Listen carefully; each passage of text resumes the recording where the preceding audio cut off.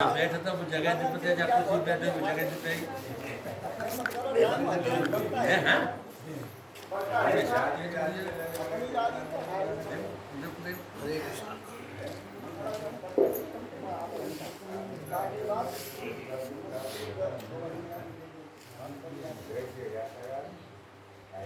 बोलिए सच्चिदानंद घन भगवान की जय।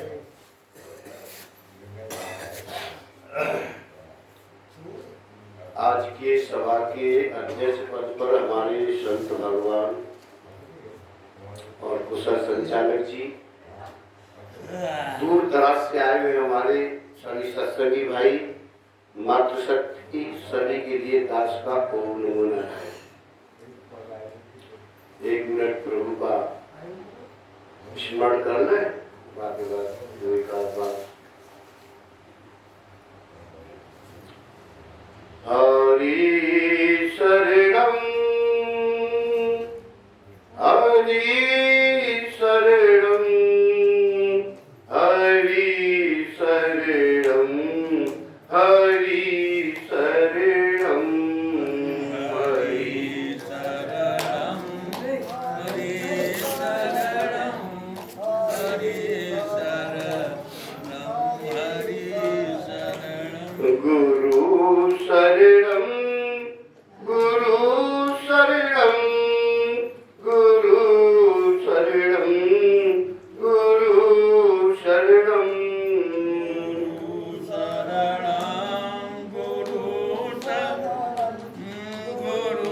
अपने अपने मन में ध्यान करते जाएं, जो जिसके नाम आते जाएं।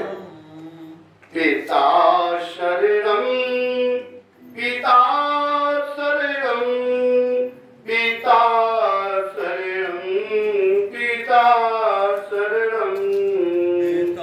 शरणम। ऐसा लगे कि हमारे सामने दिखाई दे रहे हैं।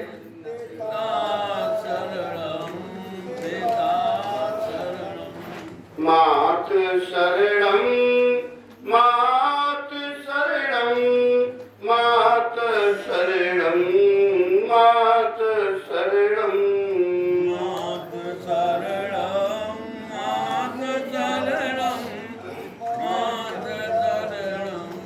मात शरणम। बोलिए सच्चिदानंद घन भगवान की।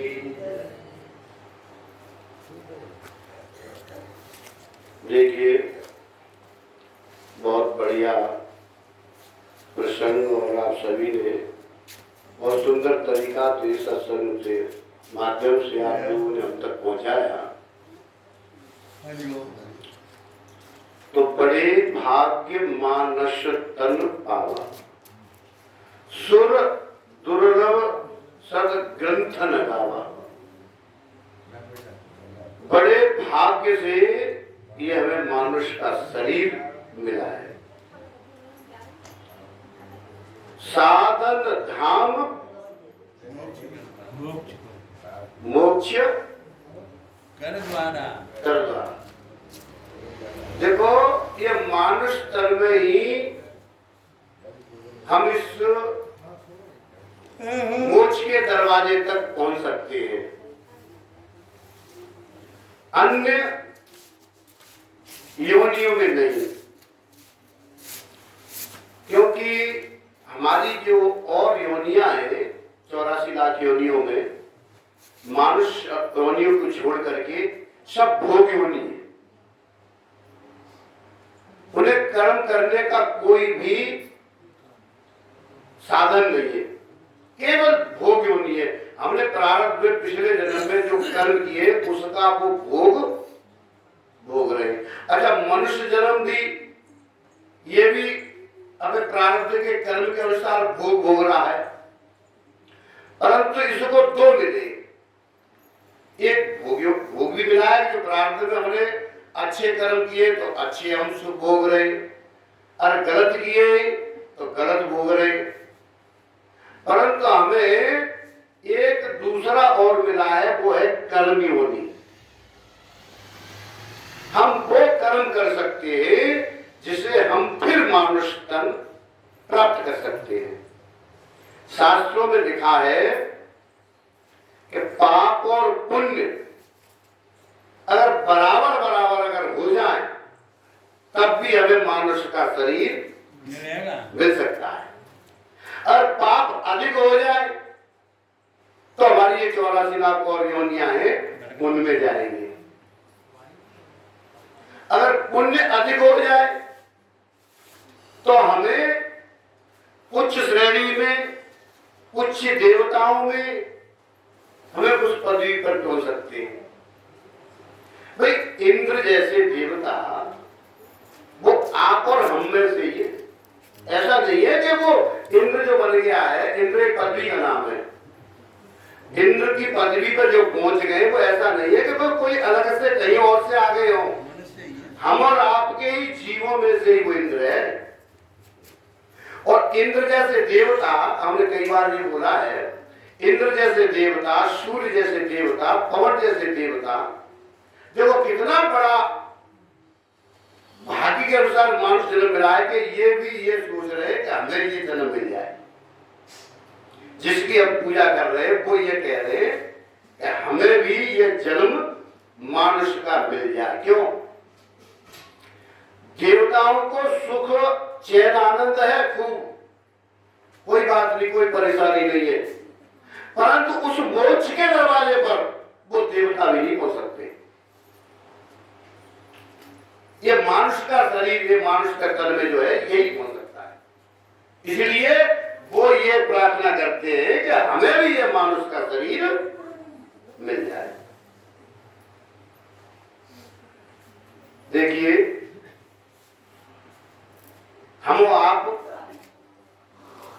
बड़ा गाते रहते हैं कि तारा है सारा जमाना, नाथ हमको भी तारो। तारा है सारा जमाना, नाथ हमको भी तारो। हरिश्चंद्र को तारा, मीरा को तारा, बहुत भक्तों के नाम आते हैं, उनको भी तारा। और हम भजन गाते और सिया राम मैं सब जग जानी और करो प्रणाम जो पानी। और ये भी हम सब लोग कहते हैं, परंतु इस पर कभी विचार नहीं किया, सवाल ही नहीं। सिया राम जब तुमने जान लिया तो फिर कुछ बाकी बचा नहीं। और तारने वाली बात हम तुम गाते हैं, उनको आपने देखा नहीं कि उन्होंने कितनी भक्ति की है, कितना त्याग किया है। हरिश्चंद्र ने अपने शरीर तक को बेच दिया। मीरा ने रोते रोते अपनी रजाई भीग जाती थी और कितना उसने तप किया। हम मानुष तन पा करके गर्भ से जब आए थे, ये वचन दिया था हमने कि हम गर्भ से बाहर जब संसार में जाएंगे तो प्रभु हम तेरा भजन करेंगे, बाकी हम कुछ नहीं करेंगे। कर क्या रहे? उल्टा हो रहा है। अरे मैं तो ये कहूंगा कि कम से कम ज्यादा नहीं तो 10% तो भगवान का भजन करना चाहिए। 24 घंटे में 21.5 घंटे आप अपने संसार के लिए, अपने बच्चों के लिए कार्य करें और 2.5 घंटे कम से कम प्रभु के लिए देना। पर कर क्या रहे? 24 के 24 घंटे इस संसार की माया जाल में ही हम फंसे रहते हैं। आप मेहनत करो किसी की और पैसा किसी से मांगो, कहीं मिल सकता है? भाई हमने आपके यहाँ मेहनत की है, आप पैसा दोगे कि हमें दूसरा कोई पैसा देगा? अगर संसार के लिए तुमने मेहनत की है, अपने बाल बच्चों और फिर इसी पालन पोषण में लगे रहे हैं, तो क्या परमात्मा आपको मुक्ति तक पहुंचा सकता है?